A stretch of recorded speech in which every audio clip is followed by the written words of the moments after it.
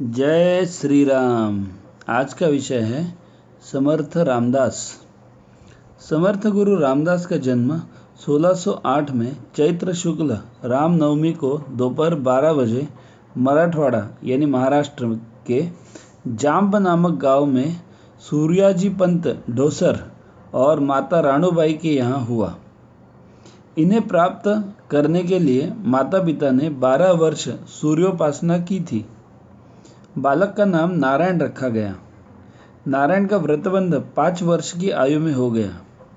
इनके बड़े भाई गंगाधर का 5 वर्ष में व्रतबंध और 7 वर्ष की आयु में विवाह हो गया था।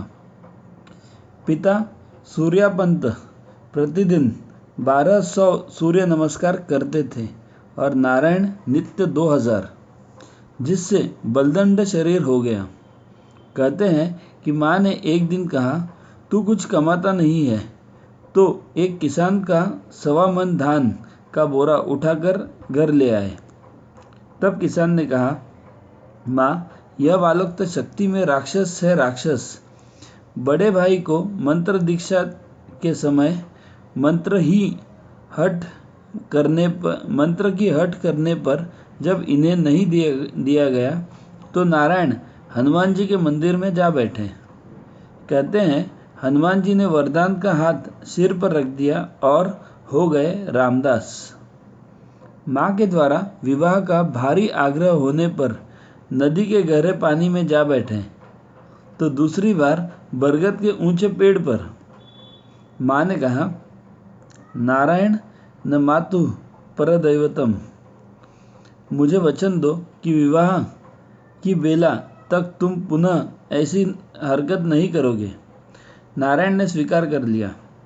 आसन गांव के भांजी पंत बोधलापुरकर की कन्या से विवाह संपन्न हो रहा था। मंगलाष्टक बोले जा रहे थे।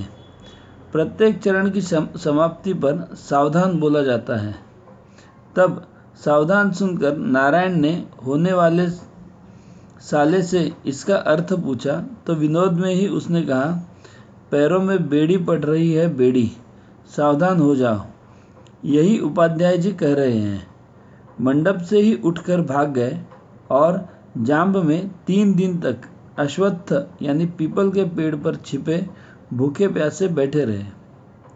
फिर नदी पार कर गोदावरी व नंदिनी नदी के संगम नासिक पंचवटी में एक गुफा में रहकर साधना करने लगे।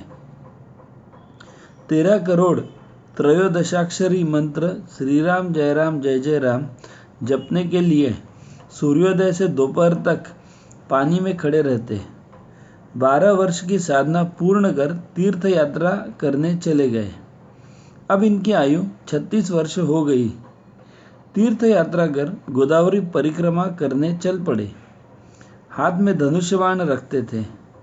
पैठड़ यानी गुजरात में ब्राह्मणों ने कहा, चलाना भी आता है क्या?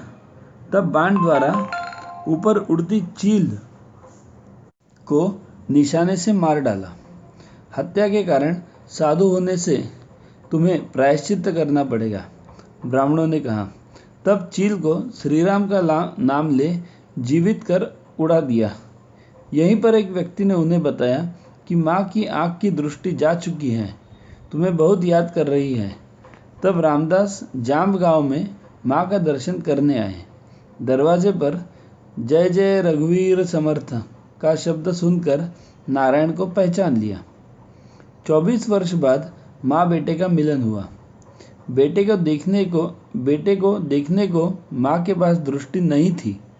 समर्थ ने माँ की आंखों पर हाथ फेरा, उन्हें साफ साफ दिखाई देने लगा।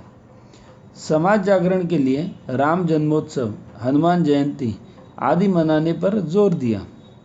आध्यात्मिक साधना और बल उपासना के लिए मठ मंदिर बनवाकर अखाड़े प्रारंभ करवाए।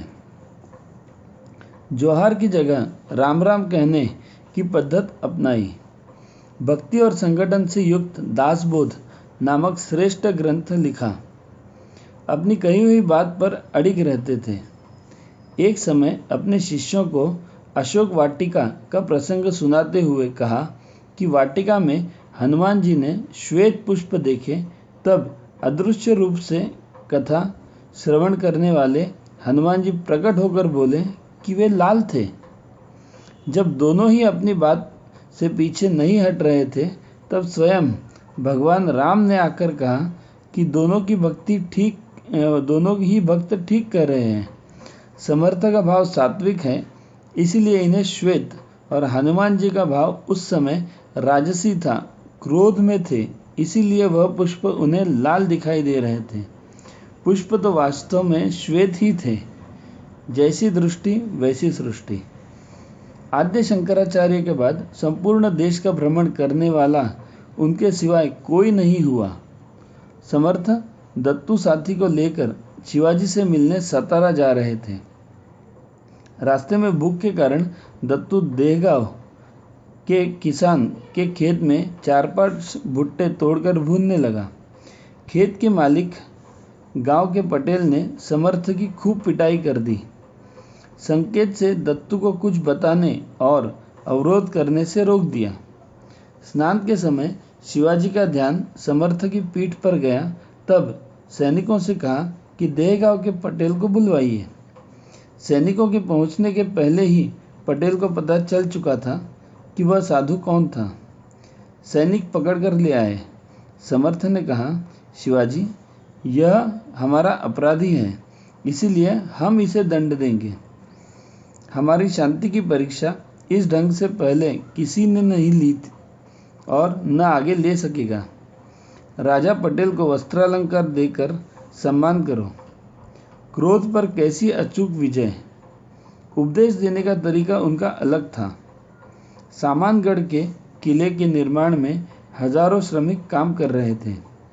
शिवाजी के मन का यह अहंकार जान कि मैं ही सबका पालन कर रहा हूँ, कहा, शिव, सामने पड़ी चट्टान को तोड़ो। उसमें से एक छिद्र में मेंढकी पानी में बैठी दिखाकर कहा कि क्या शिवबा, इस मेंढकी का पालन पोषण भी आप ही करते हो? शिवबा से छत्रपति शिवाजी बनने तक विकास करने वाले समर्थ गुरु रामदास सन 1680 में भगवान रामचंद्र की मूर्ति के सामने बैठे और समाधि ले ली। जय जय रघुवीर समर्थ। भारत माता की जय।